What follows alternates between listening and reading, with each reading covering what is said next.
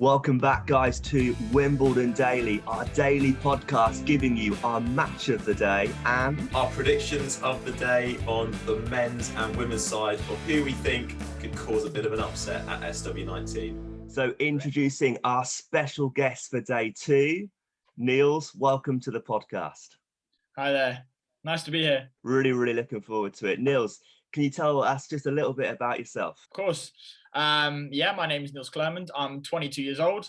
I am currently a coach for private hire. I have been coaching for 3 years and I've really been enjoying it and trying just to move up in the coaching world, so to speak. Well, we're really grateful for you to come on to the podcast today. Day two at Wimbledon, don't forget. And like yesterday, we are going for our match of the day and our wild card. So let's kick off match of the day. Niels, who are you going for, mate? Match of the day, I would have to go Daniel Medvedev versus Jan-Lennard Struff. It's a big match, lots of history there, and it's just going to be exciting, I think, to watch. Niels, I think Medvedev, didn't he lose to Struff and Halle a month or so back? He did. He lost 7-6, 6-3. Yeah. I think Struff is a very dangerous player and can do a lot of damage to a guy like Medvedev, because Struff hits the ball with a lot of spin. He moves very well. He's a big guy. He's got a very big serve. And I think with Medvedev's tempo, I think Struff can cause a lot of damage, and it is a best of five. And Struff is in great shape, moves very well, and he kind of knows how to play Medvedev, and I think he is in his head. So I think this could be a very exciting match for the crowd. Niels, I agree. I think it's going to be a cracker. I mean, what's the journey been like for Struff on the way to Wimbledon? Struff has had a very tough journey. I mean, he's been playing challenges and futures for a long time, and he is 28 now, and he is top 50. But it's been very tough for him. He's had to work very hard, and he's had to really go through every single stage in tennis, playing challenges, winning first and second rounds, losing in the third quite easily. And then, at the age of 25, 26, he was entering 250s and 500s and losing in the third round quarterfinals. And I think he's at that stage now where he is actually able to compete at 500 events and 250s and even win them. And it does show, beating Medvedev is not an easy thing to do at all. I think that's so true. I mean, we see Tiafoe, who came back and beat Tsitsipas in straight sets. He's one of those guys who on the Challenger Tour for many years still does dip down onto those sort of tour level matches. But again, similar to Struff, his time is now, it's coming, and he's performing at the top stages at Wimbledon. So good things are coming. I completely agree with you on that one. That is very true. Absolutely. I was just saying, for you guys watching back home, that game kicks off a little bit later on today. So that is on court one around 6 p.m. That game will start. So do not miss it. Jaya, do you want to go on to the women's side? Wildcards of the day. Who are you going for? So I'm going for ALIZE Cornet to beat Andreescu. Big match. Can you tell us a little bit about her? What gives her the edge, do you think? What makes her a bit of a wildcard on day two at Wimbledon? Well, she's definitely got the confidence on her side. She beat Andreescu a few weeks back at the Berlin Championships. That's obviously a grass court tournament. So she knows how to move her opponents around, and she's got a decent game. She can come into the net, volley pretty nicely too. Very important on the grass, and of course that slice that we've mentioned many times is going to be crucial. For Andreescu, she's had a bit of a rough patch recently. Hasn't had too many great results. So when you're at a Grand Slam, you need that confidence as a seed as well, because she's seeded at the tournament to go on and go out in that first round match and feel like that she can win it. But at the moment, I think Cornet could prove to be too strong. Absolutely. Great prediction there, Jai. We'll see. As I say, we saw yesterday, mentioned TFO earlier, we saw how many shocks there were on day one. I just feel like this year at Wimbledon, the fact that it's been a year off, it just gives every underdog that little bit more hope almost that they're going to come through and cause an upset. Neil, should we move over to your side on the women's side?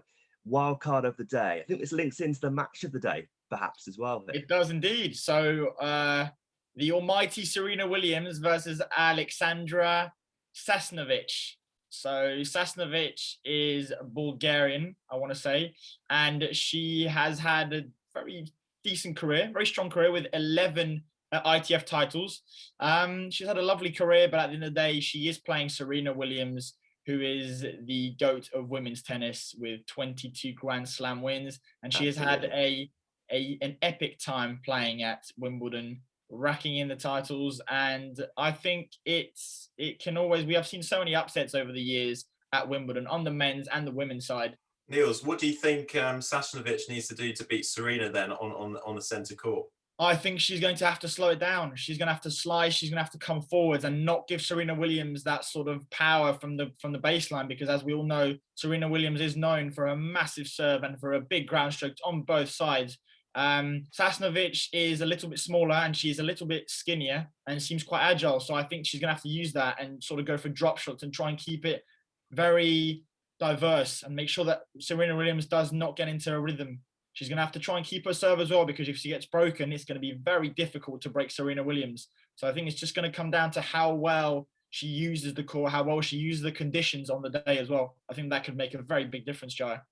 Definitely. And we look at Serena Williams as well, and every time she enters, I mean, they're playing on centre court again later on today, around 6ish for that match. But every time she enters that centre court, she's got the crowd on her side. She's just got that confidence, that swagger, that she just knows exactly what she needs to do. So it's going to be a big match. So it's a big prediction that we'll see how that one goes. But every chance for Sasnovich to cause a bit of an upset there against Serena Williams later on today at SW19.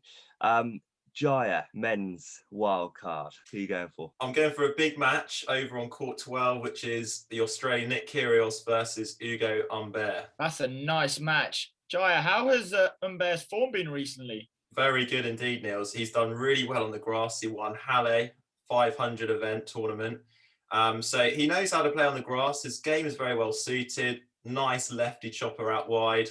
Can draw his opponents out to the side of the court. Good slice, volleys well. So it's a great game that suits the courts very nicely at SW19. Do you see it going 5 sets? Absolutely. I mean, we know they're on over at court 12, which can be quite an intimate court, can get quite rowdy. Kyrgios will love that, though. He will rise to the occasion, and there's sure going to be some exciting points, maybe a few tweeners, a couple of underarm serves, but could well go the distance for sure.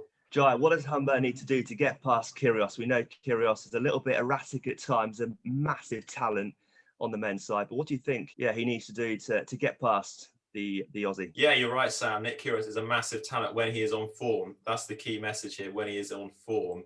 Ugo Humbert, he knows that if he gets one more ball back in play as much as he can, Nick Kyrgios will make a few errors, especially when the match goes on and he loses concentration, as we see it happen so often. So as long as Ugo Humbert can keep his focus on his side of the court, control what he can control, and let his talent do the speaking, and I'm sure could go the distance for sure. There we go then, our wildcards of the day and our matches of the day. So for you guys watching, stay tuned, enjoy it. We know every single day we've got Wimbledon on our screens on TV. Hopefully this podcast is giving you a little bit of an insight as to which matches to pick, which matches to watch, and players also to look out for. Niels, it's been a pleasure having you on today. We're looking forward to welcome you back very, very soon. And again, leave your comments, guys. We want to hear from you, so comment in the description below. Who do you think is going to be a wild card of the day on the men's and the women's side, and matches of the day? Who are you going for? Federer also back in action as well, so we're looking forward to seeing him too.